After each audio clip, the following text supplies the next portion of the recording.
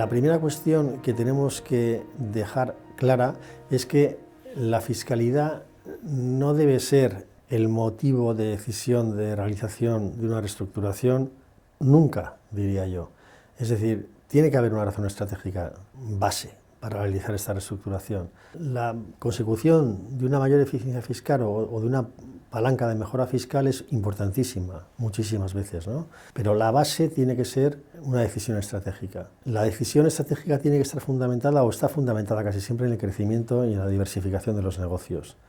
En la necesidad a que te lleva la diversificación de los negocios de reestructurar colocándolos en sede de sociedades distintas, y eso es consecuencia del crecimiento. Y eso es lo que tienes que tratar de mejorar luego fiscalmente, es decir, tienes que analizar si tu estructura financiera es correcta y es eficiente, tienes que analizar si tu estructura laboral es correcta y eficiente, tienes que analizar si tu estructura económica en cuanto a generación de rentabilidad es eficiente, y una vez que tienes todo eso analizado y tienes una perspectiva de que sea eficiente, tendrás que dotarle también a todo ello de una eficiencia fiscal, pero no al revés.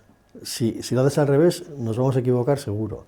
¿Qué posibles palancas de mejoras existen en materia fiscal? La propia reestructuración ya te va a llevar a palancas de mejora, porque vas a tener a los diferentes negocios mejor ordenados en sede de distintas sociedades, con su capacidad de generación de flujos, con su capacidad de generación de dividendo y con su capacidad de crecimiento individualizada.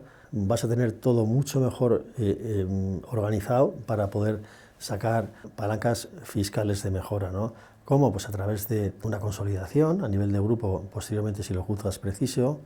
La consolidación pues puede ser obligatoria o no, es obligatoria si superas unos umbrales de facturación, me parece que la actualidad son 22 millones, ahí estás obligado ya contablemente a consolidar, pues te puedes plantear en grupos más pequeños pues la posibilidad de consolidar a efectos de IVA o a efectos de impuestos sobre sociedades, ¿no? Donde vas a obtener palancas de mejora fiscal, pero no van a ser decisivas a nivel de funcionamiento del grupo, pero bueno, son palancas de mejora, y a esto siempre hay que intentar ir, ¿no? Y luego también tienes que tener muy en cuenta que la reestructuración, normalmente en nuestro país, en España, hay muchísimas empresas familiares que se han reestructurado y que al final estas reestructuraciones también tienen un último fundamento, que es la mejor relación familiar dentro de estos grupos, lo cual se consigue a través del establecimiento de adecuadas políticas de liquidez, ¿no?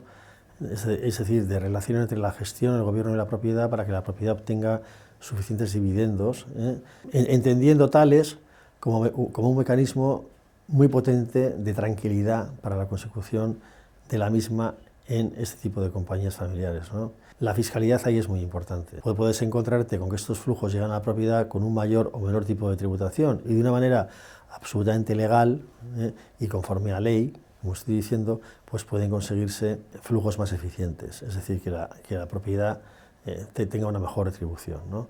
Entonces, esto es fundamental, no solamente para el correcto funcionamiento estratégico de la compañía, sino para que ésta funcione con la tranquilidad necesaria y las relaciones adecuadas entre los diferentes segmentos del grupo, que son la propiedad, el gobierno y la gestión.